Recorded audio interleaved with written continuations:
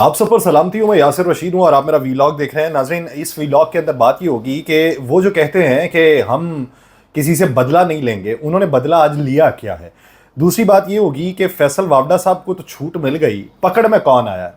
تیسری بات یہ ہوگی کہ ایک طرف ہم یہ مذمتی قرارداد منظور کرنے کی امریکہ سے بات کرتے ہیں, تو دوسری طرف ہم نے امریکہ سے تعلقات بڑھانے کے لیے پیغام کیا بھجوایا.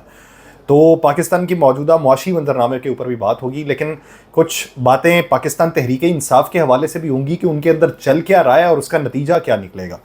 تو بات کا آغاز کرتے ہیں اس بات سے کہ سپریم کورٹ میں کیا ہوا. سپریم کورٹ میں آج جو سماعت ہوئی ہے اس میں فیصل وابڈا صاحب پیش ہوئے, مصطفیٰ کمال صاحب پیش ہوئے.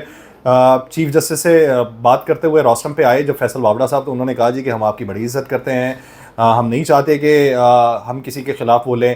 لیکن اسی بیچ انہوں نے یہ کہہ دیا, انہوں نے کہا جی میں معافی مانگتا ہوں, لیکن سر میری والدہ تو نہیں رہی, میرے والد صاحب ہیں, تو ہم ایک ٹراما میں ہیں کہ ایک جج صاحب نے مجھے پراکسی کہا. تو چیف جسٹس صاحب نے یہ کہا کہ بات آپ نے پہلے شروع کی تھی, آپ نے کہا, تو اس کے جواب میں انہوں نے بات کی. انہوں نے کہا جی میں اپنی ذات تک کا جواب دے سکتا ہوں, کسی کا میں جواب نہیں دے سکتا. اگر آپ بات نہ کرتے تو شاید اس نہج تک نہ پہنچتی. انہوں نے کہا جی کہ میں ذاتیات پہ حملوں کے حوالے سے میں اس پہ بلیو نہیں کرتا, لیکن جب ذات جو ہے وہ کسی ادارے کے ساتھ وابستہ ہو, یعنی مثال کے طور پہ میں آج چیف جسٹس ہوں, آپ آج سینیٹر ہیں, آپ مصطفیٰ کمال صاحب کو مخاطب کرتے ہوئے کہا کہ آپ رکن قومی اسمبلی ہیں, کل کو میں چیف جسٹس نہیں رہوں گا, آپ بھی سینیٹر نہیں ہوں گے اور شاید آپ بھی قومی اسمبلی کے ممبر نہ رہیں, لیکن جب تک ہیں تب تک وہ اداروں کی وابستگی بھی ہے. تو انہوں نے یہ کہا کہ امید کرتے ہیں کہ آپ آئندہ ایسا کچھ نہیں کہیں گے. مصطفیٰ کمال صاحب کو بھی کہا کہ ہاں جی آپ کچھ بولنا چاہتے ہیں, تو انہوں نے بھی غیر مشروط معافی مانگی, وہ قبول کر لی. لیکن وہ قبول کرنے کے ساتھ ساتھ جب انہوں نے میڈیا چینلز کے اوپر بات کی, فیصل صدیقی صاحب وہاں پر موجود تھے, تو انہوں نے بلایا جی, انہوں نے کہا جی ایک ایک کر کے بلائیں.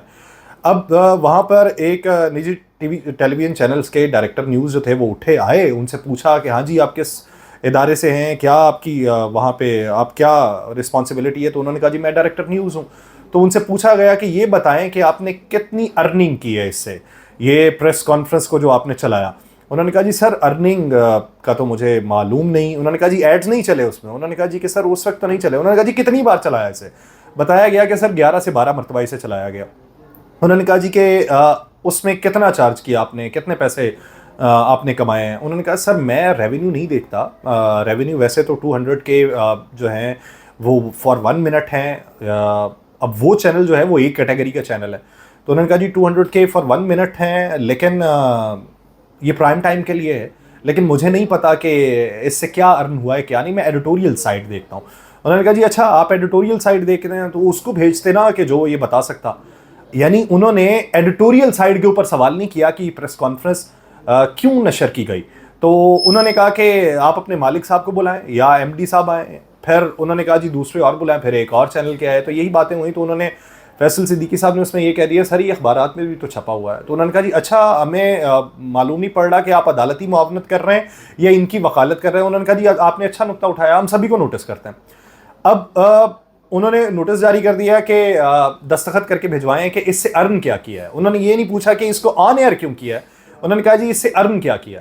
اس سماعت کے بعد وہی فیصل وابڈا صاحب جو یہ کہتے تھے معافی نہیں مانگوں گا, وہ باہر آئے اور انہوں نے دہلیز کے اوپر اپنا ماتھا ٹیکا اور پھر ہاتھ اس طرح جوڑے اور پھر آئے پریس کانفرنس کرنے کے لیے. تو یہ تو معاملہ تھا سپریم کورٹ کے حوالے سے. تو سپریم کورٹ میں جب اٹارنی جنرل صاحب وہاں پر موجود تھے تو انہوں نے کہا کہ سر رؤوف حسن صاحب نے بھی تو آپ کے بارے میں بات کی تھی اور انہوں نے اسلام آباد ہائی کورٹ کے چیف جسٹس کے بارے میں بات کی تھی. تو وہاں پر یہ چیف جسٹس نے کہا کہ رؤوف حسن صاحب کون ہے. تو انہوں نے آگے سے کہا کہ رؤوف حسن پاکستان تحریک انصاف کے رہنما ہے. تو انہوں نے کہا کہ جب ان کے بھائی فواد حسن کو ہم نے ریلیف دیا تھا تب انہیں تکلیف نہیں ہوئی تھی. تو یہ بات چیف جسٹس نے کہی. اور پھر چیف جسٹس نے یہ بھی کہا کہ میں اپنے اوپر حملے پہ میں اتنا نہیں بولتا. انہوں نے کہا کہ میں جب chief justice Balochistan high court تھا اور بعد میں چیف جسٹس یہ بنا تو پہلا موقع ہے کہ اس کے اوپر نوٹس لیا, وہ بھی ساتھی جج نے بات کر دی تھی تو اس لیے مجھے اس پہ نوٹس لینا پڑا. لیکن میں اپنے اوپر ہونے والی باتوں کو زیادہ اہمیت نہیں دیتا. وہ ایک شخص نے میرے اوپر بات کی تھی, وہ تو بہت زیادہ چلی تھی. اس نے کہا تھا کہ پھانسی دے دو, مجھے لٹکا دو. تو میں نے تو اس وقت بھی غور نہیں کیا تھا. تو انہوں نے کہا جی بچپن میں ہماری امی کہتی ہوتی تھی جو کہتا ہے وہی ہوتا ہے, تو اس لیے میں اس کے اوپر توجہ نہیں دیتا. یہ تو تھا سماعت کا حوال. دوسری طرف آج مریم نواز صاحبہ نے پھر یہ بات کی کہ میاں نواز شریف صاحب نے تو کہا ہے کہ ہم کوئی ذاتی طور پہ حملے نہیں کرتے, ہم بدلے نہیں لیتے. لیکن انہوں نے تو یہ بھی کہا کہ 2 AC لگوانے ہیں تو وہ 2 AC لگوا دیں. یہ مریم نواز صاحبہ کا بات کا کہنا تھا کہ بجٹ کے اوپر جب وہ تقریر کر رہی تھی اور انہوں نے ساری چیزیں کی تو اسی دوران میں اپوزیشن نے نما رائی کی اور اپوزیشن نے احتجاج کیا, نعرے بازی کی.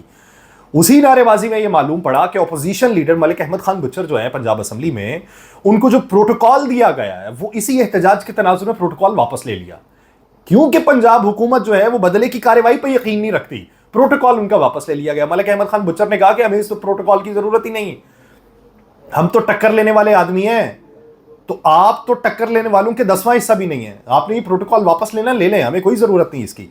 تو یہ جو بات کر رہے ہیں کہ ہم نے تو وہ کیا نام ہے ایسی سیاست کی نہیں جس سے بدلے کی بو آئے, تو پھر وہ احسن اقبال صاحب جو کہتے ہیں کہ 5 سال جیل میں رکھنا پڑے گا, رانا ثناء اللہ صاحب نے بارہا یہ کہا کہ ہم آئین و قانون کے مطابق جیل میں ہی رکھیں گے, تو یہ بدلہ نہیں ہے, پھر کچھ اور ہوگا. تو یہ معاملات جو ہیں اگر اس نہج تک پہنچیں گے تو اس کے مطابق کیا چیزیں ہوں گی, کیا ہو سکتا ہے, کیونکہ جب آپ اس طرح کے کام کریں گے تو پھر جنید اکبر جو ہیں وہ قومی اسمبلی میں تقریر کرتے ہوئے یہ کہتے ہیں کہ آپ نے ابھی جیلیں دیکھی نہیں ہیں جو ہم دیکھ چکے ہیں, تو جب ہماری حکومت آئے گی نا تو آپ کو سود سمیت واپس کرنا پڑے گا, یہ سارا کچھ سود سمیت وصولی اس کی کریں گے. اب اس طرح کی دھمکیاں اگر ملیں گی تو پاکستان میں سیاست کیا پروان چڑھے گی, کیا ہوگا, کس طرح بہتری کا منظرنامہ روشن ہوگا, ہمیں معلوم ہی نہیں. پھر جو پاکستان تحریک انصاف والا معاملہ ہے, پاکستان تحریک انصاف والے معاملے پہ جو 22 جون کو ان کی طرف سے عمر ایوب صاحب کی طرف سے بھجوایا گیا جو لیٹر تھا جس کو کل منظور کیا گیا, اس کے پیچھے کی کہانی یہ ہے کہ جس دن شہریار افریدی صاحب نے اپنی آخری تقریر کرتے ہوئے کہا کہ میں آخری تقریر کر رہا ہوں اور اس کے بعد شاید آپ مجھے یہاں پہ نہ سن سکیں, تو انہوں نے جو استعفیٰ دیا تھا تو شاندانہ گلزار صاحبہ نے ان کو دھمکی دی کہ ہم بھی پھر استعفے دیں گے, اور وہ یہ کلیم کرتے ہیں کہ پاکستان تحریک انصاف کے 21 ممبران ایسے ہیں جو کہتے ہیں کہ ہم الگ گروپ بنائیں گے جو مزاحمتی گروپ ہے. کیونکہ پچھلے دنوں میں ہم نے یہ دیکھا ہے کہ پاکستان تحریک انصاف کے کارکنان جو ہیں وہ بہت گرمی دکھا رہے ہیں. وہ کہتے ہیں کہ ہم نے ان لوگوں کو ووٹ اس لیے نہیں دیے تھے کہ یہ پارلیمان کے اندر جا کے بات کریں. اب جس طریقے سے ایک شخص نے کہا کہ وہ کون سا شخص تھا کہ جس نے الیکشن جیتنے کے فوری بعد یہ کہا کہ ہمیں پارلیمان کی سیاست کرنی چاہیے, ہم سڑکوں کی سیاست نہیں کریں گے, تو فواد چودھری صاحب اس کی جواب میں یہ کہتے ہیں کہ شبلی فراز نے جو لوگوں کو روک کے پارلیمان کی طرف لے کے گئے یہ ناقابل تلافی نقصان ہے جس کی بھرپائی نہیں ہو سکتی. پھر اس کے اوپر جو ہے وہ لطیف کھوسا صاحب بولے ہیں, اور لطیف کھوسا صاحب نے کہا کہ فرسٹریشن کا شکار ہیں فواد چودھری صاحب, وہ تو منتیں ترلے کر رہے ہیں پاکستان تحریک انصاف میں واپسی کے حوالے سے. تو اس کو وہ ری ٹویٹ کرتے ہوئے فواد چودھری صاحب یہ کہتے ہیں کہ مجھے ان لوگوں سے سخت نفرت ہے جو رات کو کچھ سستا پی کے آ جاتے ہیں پروگرام کرنے, تو پروگرام کرنے کی ضرورت کیا ہے, وہ گھر بیٹھے رہیں. تو یہ باتیں جو ہیں یہ اس وقت تو ہو رہی ہیں پارٹی کے اندر کہ پارٹی میں بہت ساری لوگ ایسے ہیں کہ جو خان کی رہائی کے لیے اقدامات نہیں اٹھانا چاہتے ہیں, وہ کمیٹی کی ممبر شپ ضرور حاصل کرنا چاہتے ہیں, کمیٹی کھیلنا چاہتے ہیں. تو اب اس تناظر کے اندر خان صاحب کی جو ڈائریکشن ہے وہ تو یہ ہے کہ میری رہائی کے لیے بات نہیں کرنی, وہ پیغام باقاعدہ طور پہ پہنچاتے ہیں اور ان کی جو ہمشیرہ ہیں وہ بھی یہ پیغام پہنچا رہی ہیں. تو پھر یہ سیاست کس طرف کو جائے گی, کتنے لوگوں کی چھانٹی ہوگی, کیونکہ کہا ہی جا رہا ہے کہ تبدیلیاں ہوں گی اور شیخ وقاص اکرم جو ہیں وہ نئے سیکرٹری جنرل ہو سکتے ہیں, ان کے نام کو انجیکٹ ضرور کیا جا رہا ہے. اب دیکھیے کہ وہاں کے نتائج کیا نکلتے ہیں.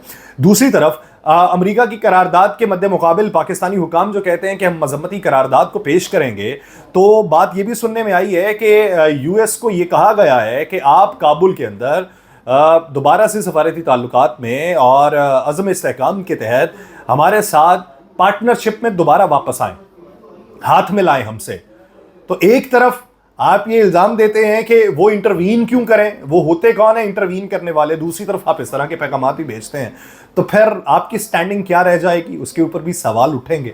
ایک طرف سے منہ پہ بیانات کچھ اور طرح کے, ابھی تک مذمتی قرارداد تو پیش نہیں کی, ابھی تک بھیجا تو ہے نہیں کچھ, کرنا ہے تو پھر ڈنکے کی چوٹ کے اوپر کریں, نہیں تو پھر مان لیں کہ ہم وینٹیلیٹر کے اوپر ہیں, مان لیں کہ بیگر کانٹ بھی چوزا ہے, مان لیں کہ ان کے ساتھ سفارتی تعلقات خراب نہیں کیے جا سکتے.